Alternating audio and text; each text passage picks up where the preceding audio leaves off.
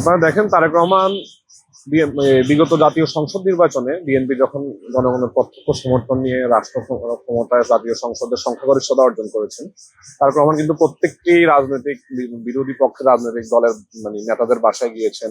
34, 35 Sunbit 1 চামচে 30+ বাসন পরিষ্কার। বাংলাদেশ জামায়াত ইসলামের আমির যিনি ডাক্তার শফিকুর রহমান, ওনার বাসায় গিয়েছেন।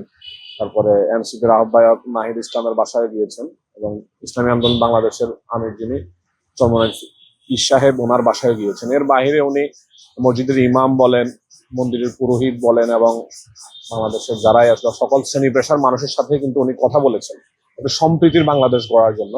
আর ছাত্র দলের ভূমিকাটা আপনারা দেখেছেন, বিগত ডাকসুতে একটি নির্দিষ্ট পক্ষ বিভিন্ন ন্যারেটিভ তৈরি করেছিল যে ছাত্রদল ডাকসুতে বা ছাত্র সংসদ গুলায় জিতলে, রাষ্ট্র ক্ষমতায় আসলে হল দখলের রাজনীতি বলেন, ক্যাম্পাসে নৈরাজ্য, এই ধরনের একটা ন্যারেটিভ তৎকালীন সময় তারা প্রোপাগান্ডা ছড়াইছিল। কিন্তু আপনি দেখেন বিএনপি রাষ্ট্র ক্ষমতায় আসার পরে বাংলাদেশের একটি বিশ্ববিদ্যালয় বলেন বা শিক্ষা প্রতিষ্ঠান বলেন, কোথাও ছাত্রদল কর্তৃক কোনো সাধারণ শিক্ষার্থী ন্যূনতম হয়রানির শিকার হয় নাই এবং ছাত্রদল কর্তৃক কোনো ধরনের আপনার কোনো অস্থিতিশীল পরিস্থিতি ঘটে নাই। তো ছাত্রদল বাংলাদেশের রাজনীতিতে সম্প্রীতি বজায় রাখতে ছাত্রদল প্রতিজ্ঞাবদ্ধ।